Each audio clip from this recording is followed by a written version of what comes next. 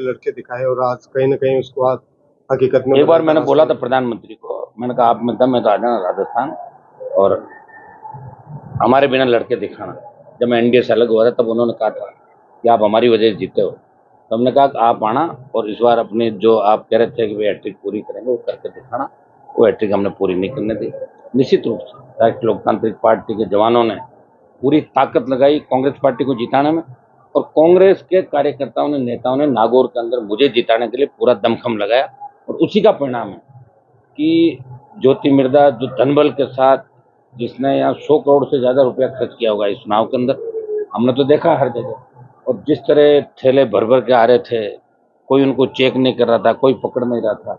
CM से लेके PM तक चिंतित थे कि ज्योति जीतेगी। ऊपर भी फीडबैक यही था, उन्होंने नागौर की सीट को बीजेपी के खाते में लेकर रखा था कि बाकी हम जीते हैं नहीं जीते, लेकिन नागौर हम पक्का जीतेंगे।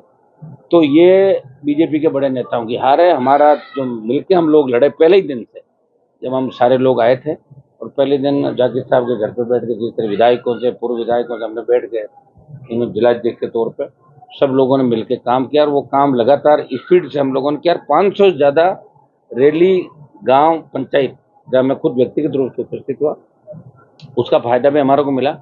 और जीत में सबसे महत्वपूर्ण जो योगदान है, मुस्लिम समाज ने 100% वोट डाला।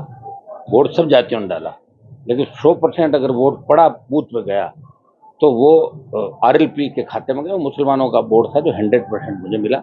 दलित, जाट, तमाम जो ओबीसी की जातियां, सर्व समाज ने वोट डाला, लेकिन 100% अगर वोट दिया तो मुसलमानों ने 100% वोट राष्ट्रीय लोकतांत्रिक पार्टी को दिया। मैं सारे समाजों को आश्वस्त करना चाहता हूँ कि मैं सबके लिए लड़ूंगा, प्रयास करूंगा, और सबके विकास की हम बात करेंगे, चाहे दलित हो, मुस्लिम हो, किसान हो, जवान हो, सर्व समाज, जिन्होंने, कईयों ने सहानुभूति रखी, वोट नहीं दिया तो आशीर्वाद दिया, कईयों ने पोलिंग ज्यादा नहीं की, वो भी मेरे लिए तो फायदा हुआ। तो जिस तकनीक से ज्योति मिर्धा ने चुनाव लड़ा, एक अलग फर्जी पार्टी बना के, एक बल्ले का चिन्ह लेके आई जो 20,000 ज्यादा वोट बल्ला ले गया, सरकार का जो दुरुपयोग किया, सर नागौर में जिस तरह मतदाताओं को डराने का काम किया, जिस तरह नागौर के एसपी को लाके लंबे समय तक बिठाया, आचार संहिता की धज्जियां उड़ी, और जिस तरह हमारे कार्यकर्ताओं को परेशान किया, तो ये सारी चीजें होते हुए लोग डरे नहीं, मतदान स्तर तक ये वोट डाला और मुझे जीत। ये मेरी जीत नहीं, ये नागौर के जनता की जीत है, सर्व समाज की जीत है। ये राजस्थान के अंदर परिवर्तन का एक बिगुल बजा है। अब देश की राजनीति में राजस्थान का अलग स्थान होगा, नागौर का अलग स्थान होगा।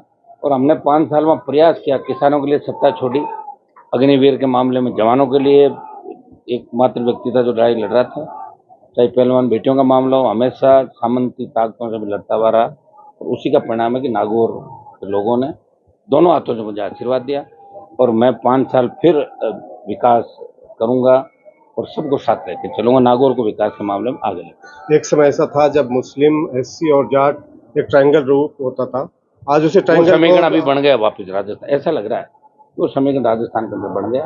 और ये समीकरण अगर बन गया तो मेरे हिसाब से भारतीय जनता पार्टी कहीं भी नहीं टिकेगी। जो 400 पार का नारा दिया जा रहा था मोदी द्वारा, उसको लेकर क्या कहेंगे? फेल हो गया 400 पार का नारा, और मोदी तो लास्ट में इतने बौखला गए थे कि तो बीजेपी को भूल के मोदी मोदी करने लगे थे, मैं मोदी, मेरी गारंटी। तो उस समय डॉक्टरों ने उनको सलाह भी दी कि भाई 2-3 दिन आप योग वगैरह करें, तबीयत ज्यादा खराब हो जाएगी। चुनाव के बाद वो 2 दिन चले भी गए थे अज्ञातवास के अंदर। तो हो जाता है कई बार, उनका घमंड गलतफहमी भी निकाल देंगे।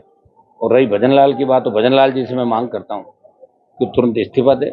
इतना बड़ा नुकसान, ये तो कांग्रेस अगर आरएलपी से अलायंस कर लेती विधानसभा चुनाव से पहले तो 140 पार सीटें आती राजस्थान के अंदर, वो चीज हमें खलेगी। लेकिन लोकसभा चुनाव के अंदर फिर जो हम सब लोग साथ बैठे, उसका परिणाम अच्छा मिला, सुकून मिला, और एक दूसरे की मदद हम लोगों ने खूब। नागौर के लिए क्या प्राथमिकताएं रहेंगी जो पहले कार्यकाल में? सड़कें, स्कूल, रेल, पीने का पानी, चाहेंगे खेत के सिंचाई का पानी बहे, जो बचे हुए काम है वो पूरे कराएंगे। मकराना का बड़ा रोल रहा, उनके लिए क्या कुछ विशेष? संगमरमर उद्योग को कैसे बढ़ावा मिले, एमएलए साहब से बात कर लेंगे। मकराना को स्मार्ट सिटी और हाईटेक सिटी बनाए, ये बता देंगे, वैसा ही काम करेंगे। खूब मकराना में काम करेंगे, पहले भी हमने मिलकर काम किया और अब भी मिलकर काम करेंगे। स्टेट गवर्नमेंट चाहे हमारी नहीं, लेकिन हम स्टेट गवर्नमेंट से भी काम कराएंगे, सड़कों पर लड़ेंगे, तो दिल्ली में भी संघर्ष करेंगे, दिल्ली का खूब पैसा लाएंगे, स्टेट गवर्नमेंट का पैसा देंगे। आखिरी बात, बुआ जी के लिए आपने पहले दिन से मायरे की बात कही थी, तो क्या अब आखिरी मायरा है? चौथी बार तो भर दिया। 14 में जब मैं लड़ा तब हारी थी, 19 में हराया, अभी हरिंदर मृदा हराए विधानसभा का चुनाव, चौथा चुनाव हार गई, पांचवा फिर आएगी, फिर हराने के लिए लोग तैयार हैं। लोग ऐसा कहते हैं कि आएगी तो आ जाए, तैयार बैठी जनता। तो भतीजों ने बुआ जी के लिए खूब आपका साथ दिया। हाँ, खूब साथ दिया और खूब साथ देंगे। और इसका भी घमंड अभिमान जो था, ये जिस तरह लोगों कह रहे थे मैं मुख्यमंत्री बनूंगी विधानसभा चुनाव के अंदर, अभी कह रहे थे मैं केंद्र में मंत्री बनूंगी, खूब बहकाया, खूब बरगलाया लोगों को, इस बात के भी वोट लिए। सबसे बड़ा वोट इसने कम से कम धनबल और बाहुबल और आपका ये कह सकते हो सत्ता का दुरुपयोग, इसका जम के दुरुपयोग लागू है।